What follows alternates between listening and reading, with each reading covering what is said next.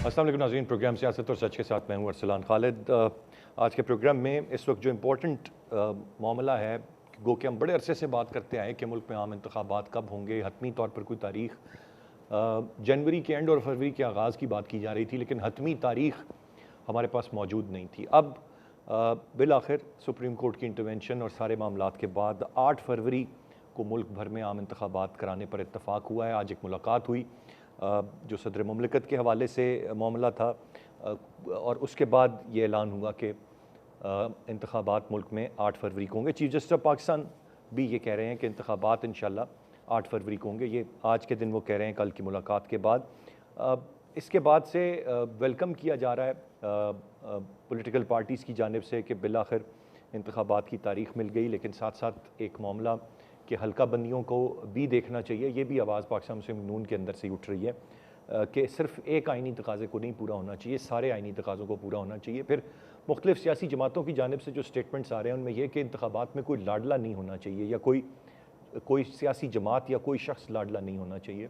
फिर chief election commissioner ने गैर रस्मी जो गुफ्तगू की मीडिया से, उसमें उन्होंने कहा कि जी बैलेट पेपर पर बल्ले का निशान भी होगा, और उन्होंने चेयरमैन पीटीआई के हवाले से कहा कि उनकी बहुत इज़्ज़त करते हैं और वो एक मकबूल लीडर हैं। ये भी बड़ी एक डिफरेंट सिनेरियो और बात है, क्योंकि अब तक हम ये सुनते आए थे कि आया एक सियासी जमात इंतखाबी दंगल में मौजूद होगी या नहीं होगी, लेकिन यहाँ पर कहा गया है कि बल्ले का निशान मौजूद होगा और पाकिस्तान तहरीक इंसाफ भी इलेक्शन का हिस्सा होगी।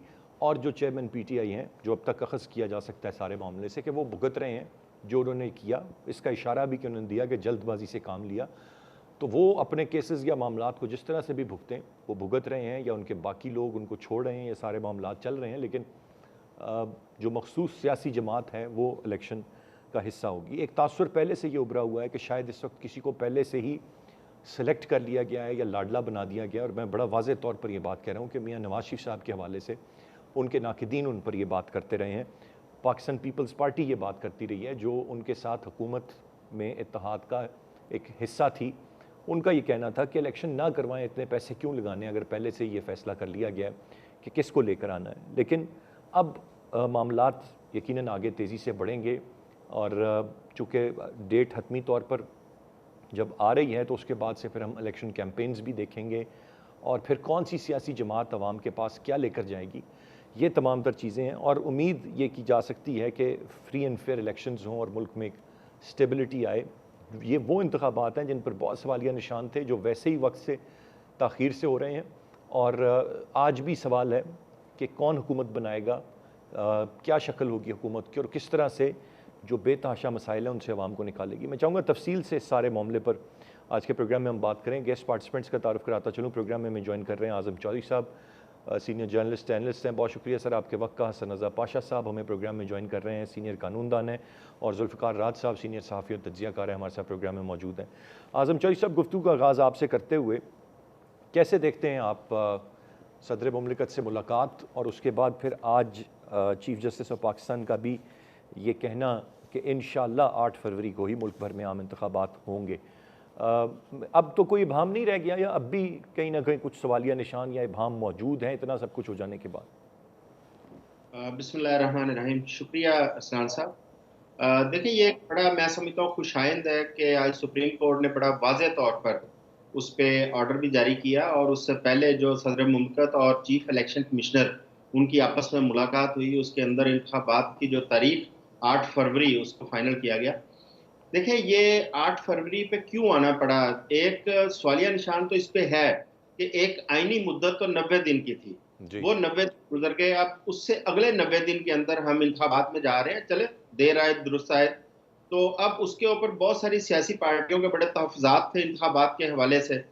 अच्छा, आज की जो समात है उसके अंदर बहुत सारी चीजें जो है ना, वो जिस पर कंफ्यूजन पाई जा रही थी वो भी क्लियर हुई है। मसलन सदर मुमलिकत, उनके पास क्या इंतखाबात की तारीख देने का इख्तियार था? हम थोड़ा सा पीछे जाएं तो चीफ इलेक्शन कमिश्नर और सियासी पार्टियां, जिसमें मुस्लिम लीग नून, पीपल्स पार्टी, जेयूआई ये शामिल थी, ये इस चीज का दावा करती रही थी कि सदर मुमलिकत के पास इंतखाबात की तारीख देने का इख्तियार नहीं है। जी। लेकिन आज जब सुप्रीम कोर्ट के अंदर ये केस, इस पर बहस हुई, तो उसमें जस्टिस काजी फाइज साहब ने बड़ा क्लियरली कहा कि तारीख ना देना ये सदर मुमलकत की एक गलती है और असम्बली तोड़ना गद्दारी के जुमरे में आता है, जबकि उनका असल काम था इंतखाबात की तारीख देना, वो उन्होंने नहीं दी। एक तो ये उन्होंने इबहम दूर किया। दूसरा, उन्होंने जो मीडिया के हवाले से वहां पे कहा कि मीडिया अब इंतखाबात के ऊपर जो है ना शकूक व शुबहात वो नहीं करेगा। बात उनकी दुरुस्त है, शकूक व शुबहात होने ही नहीं चाहिए। एक आईनी मुद्दत के अंदर अगर इंतखाबात होते तो किसी तरफ से कोई शकूक व शुबहात ना होते, ना मीडिया की तरफ से होते, ना सियासी जमातों की तरफ से होते। लेकिन बदकिस्मती की बात है कि दो सूबों के अंदर, पंजाब और केपी के अंदर, और वफाक के इंतखाबात वो आईनी मुद्दत से जब आगे तजावज कर की मुद्दत, तो जाहिर है मीडिया के अंदर शकूक व शुबहात शुरू हुए और हर वक्त यही क्वेश्चन किया जाता था क्या इंतखाबात हो रहे हैं। और इसका जुम्मेदार मेरी नजर में सिर्फ और सिर्फ एक इलेक्शन कमीशन है। अगर इलेक्शन कमीशन चीजों को वाजे कर देता तो शायद ये शकूक पैदा ही ना होते। बहरहाल अब अगर ये अहकामात आ गए हैं और तमाम लोग क्लियर हो चुका है कि 8 फरवरी को इंतखाबात में जा रहे हैं, तो मेरा ख्याल है अब इस बहस को बंद कर देना चाहिए कि हो रहे हैं या नहीं हो रहे हैं। इसका मतलब है कि अब इंतखाबात हो रहे हैं। अब आ जाते हैं हम हल्का बंदियों की तरफ। ये एक बहुत बड़ा इशू है। इस पर सिर्फ मुस्लिम लीग नून नहीं, तमाम सियासी जमातें इसके ऊपर शोर मचा रही हैं कि जो नई हल्का बंदियां की गई हैं उसके अंदर बहुत सारी गलतियां हैं, उसके अंदर बहुत सारी ऐसी तकसीम की गई है जो कि ग्राउंड रियलिटीज कुछ और है, लेकिन हल्का बंदियां किसी और तरीके से की गई हैं। राइट। मसलन पहले हल्का थी मशरक मगरब को मद्देनजर रख के, अब शुमाल जुनूब को मद्देनजर रख के। ये इस किस्म की जो तकसीम हुई उसकी वजह से तमाम सियासी पार्टियां एतराजात में ऑलमोस्ट गई हुई हैं इलेक्शन कमीशन के अंदर। जाहिर है उनके एतराजात भी दूर करने पड़ेंगे और हल्का बंदियां भी ठीक करनी पड़ेंगी। और अब एक सबसे बड़ा जो इस वक्त जुम्मेदारी आ जाती है इलेक्शन कमीशन के ऊपर कि इंतखाबात की शफाफियत को यकीनी बनाना। देखिए, हम 2018 के इंतखाबात में लाडला लाडला की हमने बड़ी गर्दान सुनी और उसके बाद हमने सिलेक्टेड और इंपोर्टेड की गर्दान सुनी। अब आपने जो इंट्रो में बात की है, असल ये इशू है कि अब ना कोई लाडला होना चाहिए, ना कोई राइट। सिलेक्टेड और तो साहब इस मामले पर हम आएंगे। मैं ज़रा पहले ये जो तारीख का मामला है इस पर मैं ज़रा हसन रज़ा पाशा साहब की जानिब बढ़ूँगा। पाशा साहब, मुल्क में कानून आइन क्या कहता है, चीज़ें वाज़ेह हैं। आप देखिए कि केपी और पंजाब असम्बलियाँ 90 दिन तो क्या, यहाँ पर तो चले, मैं अगर जनरल इलेक्शंस की बात करूँ तो कोई एक गुंजाइश थी कि जी हल्का बंदियाँ और ये वो कोई एक जवाज़ था। लेकिन पंजाब और केपी में इंतखाबात ना होना, इतना ताख़ीर हो जाना, केयर टेकर सेटअप का इतने अरसे तक चलना, मुल्क में क्या कानून और आइन नाम की कोई चीज़ नहीं है? लेकिन नेवरदलेस आप शुक्रिया अदा करें कि कम अज़ कम चलें, सुप्रीम कोर्ट ने ये एक मामला देखा, चीज़ें की और बिलाखिर हम कहीं दोबारा ट्रैक पर आ रहे हैं और आइन की पासदारी होगी। देखिए, सवाल ये पैदा होता है सबसे पहले कि आखिर हमारे जो आईनी इदारे हैं उन्होंने अपना रोल क्यों नहीं प्ले किया। वेल इन टाइम उन्होंने इलेक्शन की डेट क्यों ना अनाउंस की। अब ये सबसे बड़ी जिम्मेदारी सदर मुमलिकत की बनती है, जिनको आइन का आर्टिकल 48 सब क्लास 5 खुली तौर पर इख्तियार देता है कि वो इलेक्शन की डेट का अनाउंस करें। क्या ये अच्छा होता अगर वो जिस वक्त कैबिनेट की उन्होंने ओथ लिया उससे अगले दिन एक डेट दे देते और अपनी आईनी जिम्मेदारी से ओहदा बरा हो जाते, लेकिन उन्होंने नहीं दी और वो अजीबो गरीब किस्म की वो काम करते रहे। कभी इलेक्शन कमीशन को खत लिख रहे हैं जो कि इररिलेवेंट था, फिर लॉ मिनिस्ट्री को खत लिखा जी कि आप मुझे बताएं क्या करूं, ये भी इररिलेवेंट था। आपके पास पूरा एक सेल है, लीगल सेल, जिसके इंचार्ज साबिक जस्टिस सुप्रीम कोर्ट है और बाकी एक लाइन है फौज जफर मौज है जिनसे आप ले सकते थे राय, लेकिन आपने वहां से राय लेना, लीगल राय लेना गवारा नहीं किया और इधर उधर की आंकते रहे। असल मसला सदर साहब की जात का है कि अगर ओहदे को देखा जाए तो उनको इम्यूनिटी हासिल है, उनके खिलाफ कोई कार्रवाई नहीं हो सकती। यही कल भी हेयरिंग के दौरान सुप्रीम कोर्ट में ये बात आई कि हम किस तरह कंटेम्प्ट नोटिस इशू करें और आर्टिकल 6 किस तरह लगाएं सदर को। लेकिन सदर साहब ने पहलू तही की और उन्होंने अपनी आईनी जिम्मेदारी नहीं पूरी की। उनको इलेक्शन की डेट अनाउंस करनी चाहिए थी, फिर बाल चला जाता इलेक्शन कमीशन के कोर्ट में और उन्होंने स्केड्यूल देना था और यही पिंग पांग चलता रहा और इतना डिले कर दिया। जी।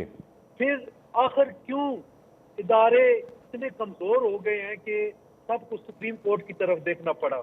और आज यही बात सुप्रीम कोर्ट ऑफ पाकिस्तान ने की कि ये ऐसे मामलात हैं जिनको वहीं पे हल हो जाना चाहिए था, हमारे पास आने की जरूरत ही नहीं है।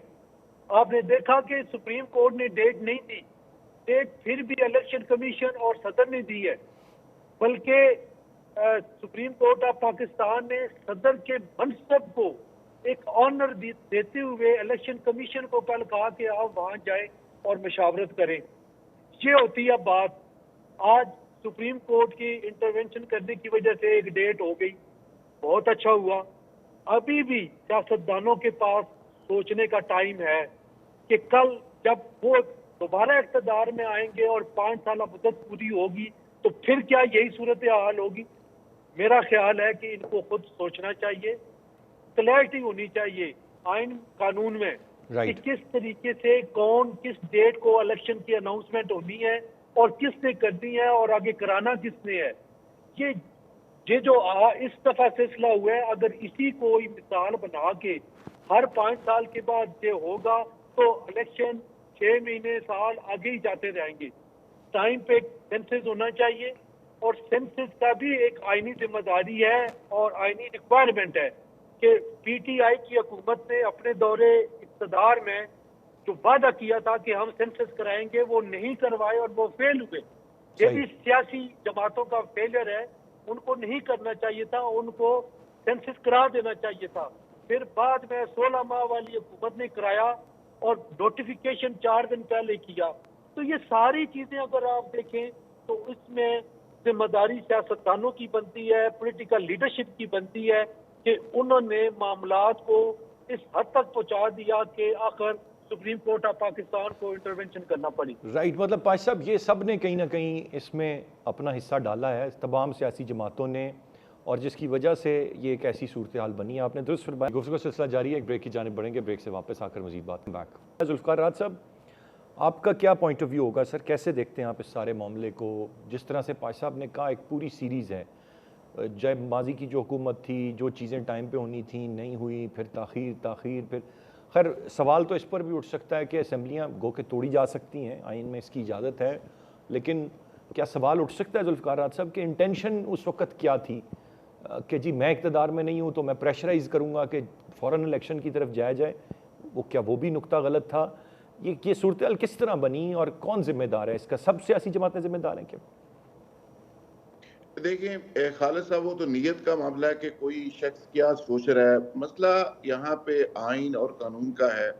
अगर आइनी तौर पे एक असम्बली टूटी है और उसके नतीजे में 90 दिन में इलेक्शन होने हैं और फिर सुप्रीम कोर्ट जैसा अदारा उस पर फैसला दे रहा है और उस फैसले को इम्प्लीमेंट नहीं किया जाता, और जिस तरह हीले बहानों से सुप्रीम कोर्ट को फेस किया गया गवर्नमेंट ने, उस वक्त के अदारों ने जिस तरह जिच किया, वो सारी कहानी भी आपके सामने है। और जिस तरह चीफ इलेक्शन कमिश्नर ने एक्ट किया, प्रेसिडेंट पाकिस्तान एक लेटर लिख रहा है, प्रेसिडेंट पाकिस्तान मुशावरत के लिए बुला रहा है, तो चीफ इलेक्शन कमिश्नर मुशावरत के लिए तशरीफ नहीं ले जाते, बाकी सारे पार्टी से मिल रहे हैं, अमेरिकन एम्बेसडर को 2 घंटे बैठा के ब्रीफ करते हैं, लेकिन सदर पाकिस्तान को मिलने नहीं जाते।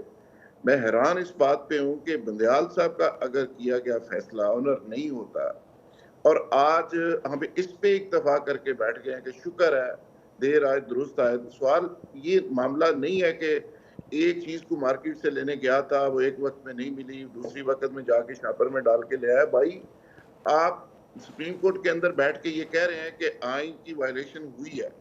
भाई जिसने की है, सदर साहब के एंड के ऊपर जो चीज है वो तो हम सारे बहुत देर से सदर साहब के ट्वीट को भी रगड़ा लगा रहे हैं, उनके लेटर को भी लगा रहे हैं, डेट उन्होंने नहीं दी उसको भी हमने बहुत रगड़ा लगाया, मेरे समेत। अभी भी पाशा साहब बात कर रहे थे, लेकिन क्या चीफ इलेक्शन कमिश्नर ने जो कुछ किया है कोई शख्स उनसे पूछेगा?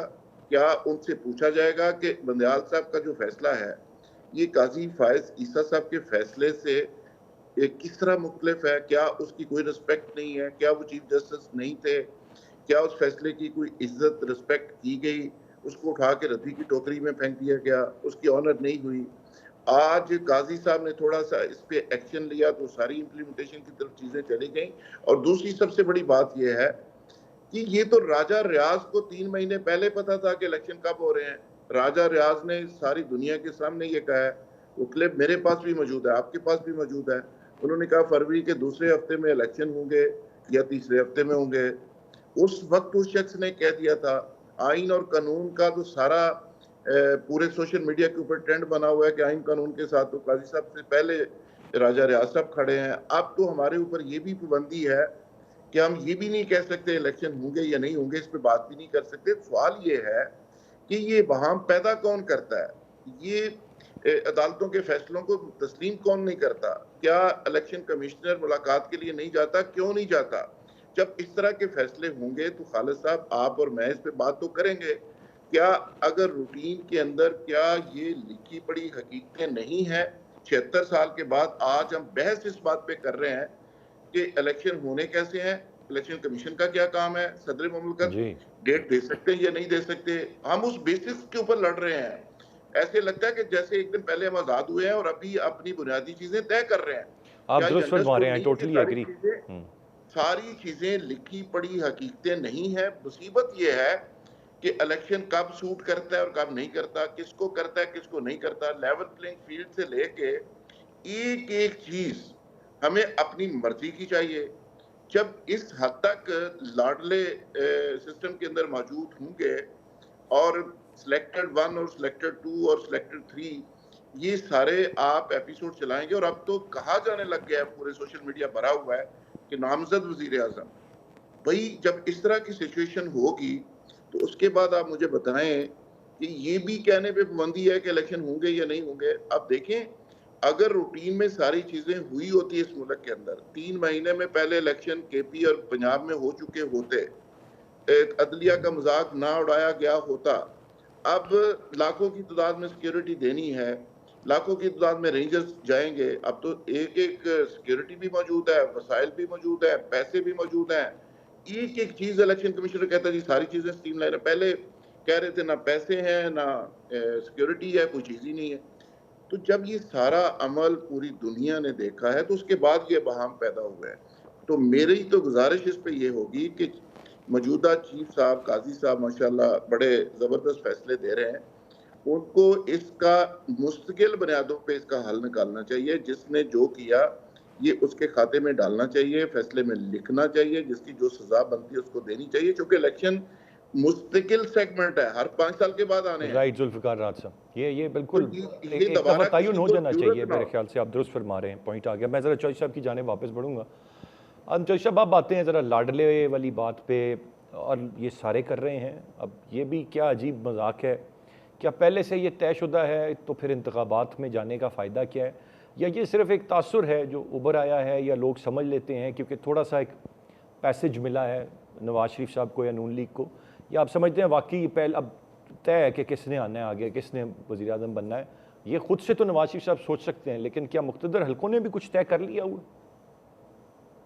जी अरसलान साहब, मैं इस क्वेश्चन पे आने से पहले एक अभी जुल्फकार राज साहब ने ना बड़ा एक अहम नुक्ता उठाया।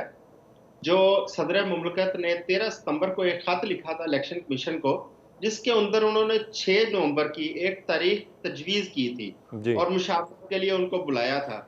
लेकिन चीफ इलेक्शन कमिश्नर ने सदर मुमलकत से मुशावरत करने और वहां जाने से इनकार कर दिया। ऐसा ही है जी। आज सुप्रीम कोर्ट ने सदर मुमलकत के जो उनकी जिम्मेदारी और उनकी जो कोताही है उसका तयन तो कर दिया, लेकिन जो इलेक्शन कमीशन की कोताही है, जो आइन से तजावज़ है, उसका तयन आज हमें नजर नहीं आया उस फैसले के अंदर।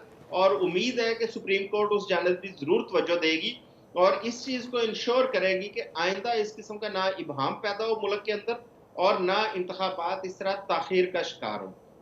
अब आ जाते हैं आपके क्वेश्चन की तरफ। देखें, एक तासर ये तो बिल्कुल क्लियर है, जिस तरीके से मियां नवाज शरीफ साहब को आप देखें अदालतों के अंदर रिलीफ दिया गया। देखें, वो सजा याफ्ता थे, एब्सकॉन्डर भी थे, और उनको उनके आने से पहले ही जिस तरह ग्राउंड तैयार की गई, इसकी पाकिस्तान के अंदर पहले तारीख में कोई मिसाल नहीं मिलती। इसके बाद मुस्लिम लीग नून की जितनी कायदीन के ऊपर मुकदमात थे, आप देखें ऐसा ऐसा तमाम मुकदमात ख़त्म हो गए। आज भी मैं देख रहा था कि आज भी एक किसी पे एक मुकदमा ख़त्म हुआ है और उससे पहले हनीफ अब्बासी साहब के ऊपर भी मुकदमा खत्म हुआ था। तो ये देखें, ये इस तरीके से जो ग्राउंड उनको फराहम की जा रही है, ये हमें वही तासर मिल रहा है जिस तरह के 2018 के अंदर पीटीआई के लिए एक ग्राउंड बनाई जा रही थी। लेकिन उसमें और आज में एक फर्क है। उस वक्त लोगों की ना इस तरह पकड़ धकड़ हो रही थी और ना इस तरह उस वक्त प्रेस कॉन्फ्रेंस करवा के वफादारियां तब्दील करवाई जा रही थी। मगर आज तो जबरदस्ती वफादारियां भी तब्दील हो रही हैं और लोग भी उनके जेलों में हैं। देखिए, 9 मई के जो मुकदमात हैं उनको अलहदा ट्रीट करें। बाकी जो सियासी कारकुन हैं जिन्होंने सियासत करनी है, इंतखाबात में जाना है, उनके लिए दोहरा म्यार आपको नहीं चलने देगा। आप देखें, एक ही दिन में लाहौर के अंदर मीनार पाकिस्तान पे मुस्लिम लीग नून का एक जलसा होता है जिसके अंदर मियां नवाज शरीफ और तमाम कायदीन उनके वहां पे मौजूद होते हैं, जिसको हुकूमत की जानिब से पूरा फैसिलिटेट किया जाता है। जी। उस दौरान कान्हा के अंदर एक छोटी सी कॉर्नर मीटिंग होती है पीटीआई की। वहां पे लाहौर की आधी पुलिस पहुंची होती है, वहां पे 10, 12, 20 लोग जो वहां पे आते हैं उनको गिरफ्तार करने के लिए। देखिए, आपको जब इंतखाबात जा रहे हैं उसके अंदर आपको ये तासर खत्म करने के लिए आपको लेवल प्लेइंग फील्ड, जो एक्चुअल लेवल प्लेइंग फील्ड है, वो कायम करनी पड़ेगी। अगर निगरान हुकूमतें इसी तरह जानबदारी का मुजाहरा करेंगी तो आपके आने वाले जो इंतखाबात हैं उनके ऊपर फिर सवालात उठेंगे, फिर लोग इंपोर्टेड का, सिलेक्टेड का फिर इल्जाम लगाएंगे। और इस इल्जाम से बचने के लिए सुप्रीम कोर्ट को इंश्योर करना पड़ेगा कि इलेक्शन कमीशन और निगरान हुकूमतें वो गैर जानबदारी इंश्योर करें। और इस वक्त जो जानबदारी का एक तासर उभर रहा है, जो जिस तरह के आप देखें हुकूमतों, निगरान हुकूमतों के अंदर सियासी वाबस्तियों का गुजरा भी मौजूद है और ये जो इंतजामी अफसरान हैं मुख्तलिफ अजला के अंदर, सूबों के अंदर, उनकी जो पोस्टिंग ट्रांसफर है उसके ऊपर भी इल्जामात आ रहे हैं कि वो सियासी वाबस्तियों वाले लोगों को ढूंढ ढूंढ के तैनात किया जा रहा है। अब ये इलेक्शन कमीशन की जिम्मेदारी है कि पोस्टिंग ट्रांसफर को बिल्कुल बैन किया जाए और जी। जहां जहां सियासी वाबस्तियां मौजूद हैं उन लोगों को रिप्लेस करवाया जाए। दुरुस्त। गुफ्तगू का सिलसिला जारी है, एक ब्रेक की जानिब बढ़ेंगे, ब्रेक से वापस आकर मजीद बात करते हैं। बैक हसन रज़ा पाशा साहब, जो नवाज शरीफ साहब के हवाले से एक तासुर है, मुझे ज़रा कानूनी पहलू बताएं कि ये कोई क्या ऐसा out of the way relief है जो उनको मिला है, या ये वो डिज़र्व करते थे, पहले डिप्राइव्ड है इससे तब नहीं मिल रहा था जो अब मिल गया है? देखें, ये पाकिस्तान की जुडिशियल हिस्ट्री में फर्स्ट इम्प्रेशन केस है कि किसी कॉन्विक्ट को मुल्क से बाहर जाने दिया गया और फिर इसी तरह किसी कॉन्विक्ट को मुल्क के अंदर आने दिया गया। इससे पहले जो अंडर ट्रायल मुल्ज़म होते थे वो मुल्क के बाहर चले गए, वापस आए, उनको प्रोटेक्टिव बेल भी मिल गई। और प्रोटेक्टिव बेल जो है वो आपको पता है कि वो सिर्फ इसलिए दी जाती है कि वो जाके सरेंडर करें और अपना वो करें, अपना डिफेंस पेश करें, अपनी बेगुनाही साबित करें। लेकिन उसमें चूंकि कन्विक्ट से बेगुनाही वगैरह तो साबित नहीं करनी थी और ये एक्स्ट्रा ऑर्डिनरी रिलीफ एक तौर पे बनता है। हम ये समझते थे कि उनको सरेंडर करके तो फिर अपनी सजा सस्पेंड करवानी पड़ेगी, लेकिन ये ऐसा नहीं हुआ। फैसिलिटेशन का अंतर अपनी जगह पे मौजूद है। ये हम बिल्कुल ये नहीं कहते कि ये फैसिलिटेशन नहीं की गई, आउट ऑफ द वे जाके किया गया, लेकिन जिस अंदाज में उनको सजा दी गई उसको अगर देखा जाए वो गलत है। लेकिन इस स्टेज पे उसको डिस्कस नहीं किया जा सकता।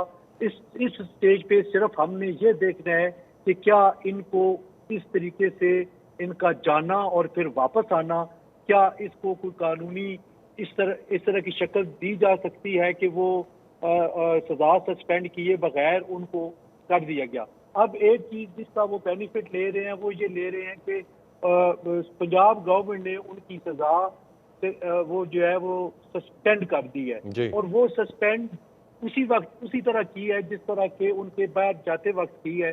और उस वक्त की हुकूमत ने फैसिलिटेट किया, जो कि पीटीआई की हुकूमत थी, और उन्होंने जाने दिया और उसको किसी ने चैलेंज नहीं किया। उसी ही बैरोमीटर के वही पैरामीटर सेट करके और उसी एनोलॉजी पे इनको अब जो है वो बाहर भेजा गया। तो ये सारी चीजें आपके सामने हैं। बहरहाल वक्त के साथ साथ ये कुछ ऐसे फ्लॉज भी रह जाते हैं केसेस में, पता नहीं जानबूझ के रखे जाते हैं कि जब इन लोगों की जरूरत पड़ेगी तो इसका बेनिफिट इनको दिला के अपने इस्तेमाल में लाएंगे। जिस तरह के इमरान खान साहब को ये फैसिलिटेट किया गया कि उनके, ये बड़ी इंपॉर्टेंट बात कर रहा हूँ, कि उनका जो केस जिसमें उनको सजा हुई है जी अभी, और जिस अंदाज में वो कंडक्ट किया गया वो बड़ा इंटरेस्टिंग है कि डिफेंस का मौका नहीं दिया गया। और उस वक्त भी हमने ये कहा था कि उसका बेनिफिट अल्टीमेटली इमरान खान साहब को एपलेट स्टेज पे मिलना है। तो ये वो चीजें हैं जो कि जो जो ऐसी ताकतें हैं, ऐसी कुव्वतें हैं पाकिस्तान में, वो अपनी मर्जी के मुताबिक इस्तेमाल करके बेनिफिट देती हैं फिर उनको, और फिर उनको अपने इस्तेमाल में लाती हैं। और हम सियासतदान सारे के सारे हर वक्त खुद फुर्दगी के आलम में होते हैं और अपना आप देने को तैयार होते हैं। बिल्कुल सही। जुल्फ़िकार राज साहब, सर ये आप कैसे देख रहे हैं? क्या इशारे यही मिल रहे हैं हमें कि कुछ चीज़ें तय हो चुकी हैं इंतखाबात से पहले ही, या कुछ इससे तस्वीर मुख्तलिफ हो सकती है? जब अभी चूँकि इलेक्शन कैंपेन है, फिर मुख्तलिफ इत्तेहाद हैं जो बनने हैं, फिर इलेक्शंस में जाना है, तो उस वक्त बिल्कुल कोई एक और उलट सरप्राइज़ भी हमें मिल सकता है। देखिए, इलेक्शन से पहले एक इलेक्शन होता है और वो इलेक्शन ये होता है कि परसेप्शन आप एक डेवलप कर दें कि कौन सी किंग पार्टी है, अदारे किसके साथ हैं, पुलिस किसके साथ है, थाना कचहरी किसके साथ है। आप देहाती इलाकों में किसी के डेरे के ऊपर एसएचओ और पटवारी को भेज दें तो 50% वैसे ही टिल्ट हो जाता है लोगों का। लोगों के मसाइल होते हैं देहाती इलाकों में, शहरी इलाकों में। थाना कचहरी से आज तक हम निकल नहीं सके और ना हमारे सियासतदान हमें निकलने दे रहे हैं। और ये एक बहुत बड़ी बदकिस्मती है कि हम एक रवायती डाकिज्म और स्टेटस को के उस सिस्टम के अंदर जकड़े हुए हैं कि जिससे ये हमारे लोग हमें निकलने ही नहीं दे रहे और ना एज ए नेशन हम निकलने की कोशिश कर रहे हैं। तो लिहाजा ये तासर तो पूरी तरह से दे दिया गया है कि ये किंग पार्टी है पूरे मुल्क के अंदर। उनका फील्डिंग लगी हुई है, आज चीमा साहब ऊपर बैठे हुए हैं, वो स्टेब्लिशमेंट एडवाइजर हैं, पोस्टिंग ट्रांसफर सारी वो देख रहे हैं। पंजाब के अंदर टोटल डीपीओ डीसीओ उनको फैसिलिटेट कर रहे हैं। चिट जाती है वो उठ के खड़े हो जाते हैं, बाकी किसी पार्टी को एंटरटेन नहीं किया जाता। तो इसके बाद मेरा नहीं ख्याल कि इलेक्शन की भी कोई खास जरूरत थी। बाहर से उनको जब तशरीफ लाए थे सीधे ले जाते। ये कम अज कम इलेक्शन की जो एक्सरसाइज है इस पे कोई हजारों अरब रुपया लगना है इस पे। तो मैं कल ही अभी इस सोच रहा था ये पैसा भी सारा बच जाता। गवर्नमेंट का भी एक बहुत बड़ा हैवी बजट लगना है, सियासतदानों ने भी लगाना है, तो वो भी बच जाता। चलो खैर, ये एक एक्टिविटी स्टार्ट हो रही है। लोगों को किसी को कोई बिरयानी मिलेगी, किसी को नान मिलेंगे, किसी को किराया रक्शे वालों को मिलेगा, ट्रांसपोर्ट काम आएगी, एक एक्टिविटी बहरहाल स्टार्ट होगी। लेकिन बड़ी बदकिस्मती है जो अभी हमारे दोस्त हसन साहब बात कर रहे थे कि ये जिस तरह केसेस बनाए जाते हैं। आज नून लीग के किसी दोस्त से बात करते हैं तो वो बड़ा सिंपल सा जवाब देते हैं कि साढ़े नाल भी तेंजी होया सी ना। यानी जस्टिफिकेशन ये है कि इमरान खान के साथ जो कुछ हो रहा है ये हमारे साथ भी तो हुआ था ना। अब सवाल ये है कि हम तो कहते हैं कि आपके साथ भी हुआ तो गलत था, उनके साथ भी हो रहा है तो गलत है। क्या इमरान खान की कोई खामी आपकी खूबी बन सकती है? सवाल ये है कि जब तक इलेक्शन ये हमारे सारे सियासतदान मिलकर नहीं बैठते, ये कोई चार्टर ऑफ पाकिस्तान नहीं करते, कोई मैशत के ऊपर सर जोड़ के नहीं बैठते, तो उस वक्त तक ये सारी चीजें सियासत की ठीक नहीं हो सकती। सियासतदान बहुत सारी स्पेस टेंडर कर गए टूवर्ड्स अदर्स और वो स्पेस इनको वापस नहीं मिलनी। और बदकिस्मती ये है कि अब लेवल प्लेइंग फील्ड में बहुत सारी चीजें तय हो गई। खालिद भाई, अब प्रॉब्लम ये आ रहा है कि हमारे लीडर्स हैं 20वीं सदी के, आपका वोटर है 21वीं सदी का। डिस्कनेक्ट इतना खौफनाक है कि 5 करोड़ 75-76 लाख जो वोटर्स हैं वो 18 से 35 साल के दरमियान है। टोटल 12 करोड़ आपके वोटर्स हैं। नवाज शरीफ साहब जब मुल्क छोड़ के गए थे 9 करोड़ वोटर थे, अब 12 करोड़ वोटर्स हैं। 3 लाख वो जो वोटर ऐड हुए हैं वो 18 साल से 25 साल के दरमियान। वो 5 करोड़ 75 लाख वोटर मसला बने हुए हैं। वो नहीं समझ आ रही कि वो लेवल प्लेइंग फील्ड में कहाँ उनको सेट किया जाए, और वो लेवल प्लेइंग फील्ड में कहीं पे एडजस्टमेंट उनकी हो नहीं सकती। जी तो सवाल ये है कि जब तक आप नई नस्ल को और उनके इश्यूज को और एड्रेस नहीं करेंगे, कोई प्रोग्राम इस कौम को नहीं देंगे, इस दलदल से निकलने के लिए, महंगाई से निकलने के लिए कौन सी सियासी पार्टी है जिसके पास कोई प्रोग्राम है? कौन सी सियासी पार्टी है जो मैशत से निकालने के लिए कोई कॉम्प्रिहेंसिव प्रोग्राम दे रही है? पूरी दुनिया के अंदर डिस्कशंस होती हैं, पार्टियां अपने मैनिफेस्टो देती हैं और उसकी बेस के ऊपर उनको एक्सेप्ट या रिजेक्ट किया जाता है। हमारे यहाँ कहा जाता है जी वो अमरीत से बदतरीन जमहूरियत बेहतर है। हमारी किस्मत में सलमान खालिद भाई को बदतरीन जमहूरियत ही रह गई है और यही हजरात रह गए हैं शायद, कि हम उसी पे इत्तफाक कर देते हैं। जैसे आप भी कह रहे थे और भी दोस्त कल के कह रहे हैं कि शुक्र है यार हम जो कुछ भी हुआ। और सवाल ये है कि ये पाकिस्तान का आइन है यार, इस पाकिस्तान के आइन को पिछले कई महीनों से एक मजाक बनाया हुआ है। इसका मतलब है आपने तो प्रेसिडेंट बना दी कि अगले इलेक्शन में फिर ऐसे ही होगा, मैं सर एक अगले एक, दंगे में एक फिर नुक्ते ऐसे ही पर होगा। अब तीनों मोअज़्ज़ज़ मेहमानों की राय लेना चाहूँगा और फिर वाइंड अप करूँगा। मैं चौधरी साहब से आगाज़ करता हूँ। चौधरी साहब, एक बहस ये भी अभी दोबारा से बात चल रही है, पहले भी चलती आई है कि ये जो एक तो केयर टेकर सेटअप वाला मामला है, हमारे पड़ोसी मुल्क में ये नहीं है और ममालिक में नहीं है, ये सिलसिला ख़त्म हो जाना चाहिए। इसमें लोग नवाजे भी जाते हैं, फिर वो प्रोलॉन्ग अब जैसे कर गया तो ज़्यादा लंबा अरसे तक बहुत सारे लोग इन्जॉय करते। Do you agree with the fact कि ये सिलसिला नहीं होना चाहिए, केयर टेकर सेटअप पाकिस्तान में लाने का वक्त हो मुकर्रर, एक हुकूमत मुकम्मल करे, अगले इंतखाबात की तरफ जाएं अब जिस तरह से होता है?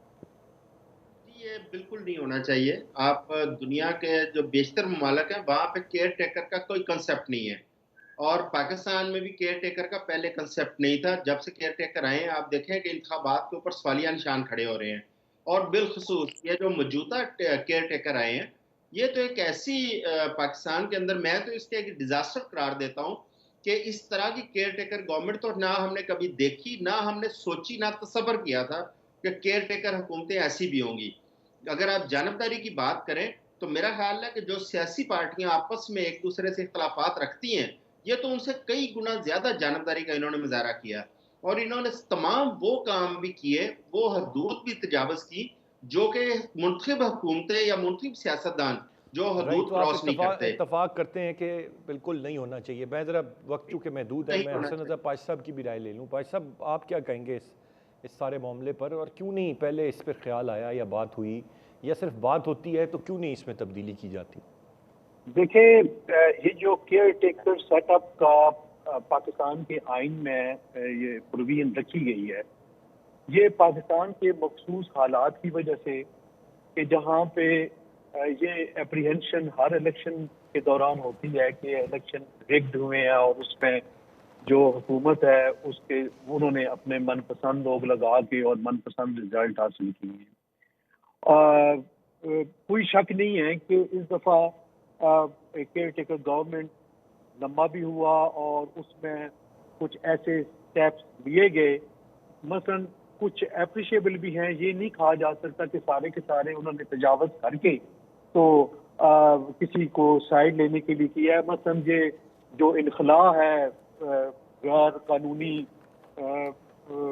मुहाजिरीन कह लें या गैर कानूनी लोगों का, वो ये एक ऐसा स्टेप है जो किसी पॉलिटिकल पार्टी को जरूरत नहीं हुई अपने दौरे हुकूमत में और इन्होंने ये स्टेप ले लिया। यकीनी तौर पे ये जो ताकत के असल महवर हैं उनकी वजह से ये हुआ, लेकिन बहरहाल के क्रेडिट इनको जाता है। और आप देख लें कि ज्यादा दौर से ये लोग हमारे गले पड़े हुए थे और जो कुछ बुराइयां, जो कुछ प्रॉब्लम, परेशानियां इनकी वजह से हमें और इस मुल्क को फेस करनी पड़ी और अभी तक फेस कर रहे हैं, उससे नजर एक उम्मीद की किरण नजर आई है कि उनसे जान छूट रही है। तो राइट सर, मैं बहरहाल ज़रा क्विकली जुल्फ़िकार राज साहब, वेरी प्रिसाइजली सर, आपकी क्या राय है इस केयर टेकर निज़ाम मैं के होने? समझता हूँ कि हसन रजा साहब ने बिल्कुल दुरुस्त कहा कि ये दौर जो है गैर जानबदार दौर, इस लिहाज से मैं कहता हूँ कि नॉन इलेक्टेड लोग हैं। जानबदारी तो इनकी जहाँ पे है, लेकिन नॉन इलेक्टेड का मतलब यह है कि ये कॉम्प्रोमाइज इसलिए नहीं होते कि इन्होंने हल्कों में जाके इलेक्शन नहीं लड़ने होते। जो इलेक्शन लड़ने वाले हजरात हैं वो हर लेवल पे कॉम्प्रोमाइज होते हैं। तो इस सेटअप के दौरान बहुत अच्छे फैसले हुए, गवर्निंग के मॉडल को बेहतर करने की कोशिश की गई। गवर्नेंस बेहतर करने के नतीजे में आपकी स्मगलिंग से लेके डॉलर तक ये सारे माफियाज पे हाथ डाला गया, चीज़ों की प्राइसेस बेहतर हुई, पाकिस्तान की मईशत बेहतर हुई, आपका कर्जा कई हज़ार अरब रुपए नीचे आ गया डॉलर के सेट होने की वजह से। ऑयल आपका नीचे है, बाकी बहुत सारी चीज़ें हुई। तो मैं ये समझता हूँ कि बहुत सा जमहूरियत का जो हुस्न है, जो हम बर्दाश्त कर रहे हैं 76 सालों से, वक्फे से खैर उसमें अमरीयत भी राइट आती सर, थी, बहुत लेकिन शुक्रिया अदा करना इस चाहूँगा जमहूरियत के मैं हुस्न ने तीनों काफ़ी रिस्पेक्टेबल गेस्ट का। जुल्फ़िकार भाई, हम एक्सीडिंग द टाइम लिमिट आज के प्रोग्राम से इतने, इरसान खालिद को इजाज़त दीजिए। अल्लाह ने के बाद।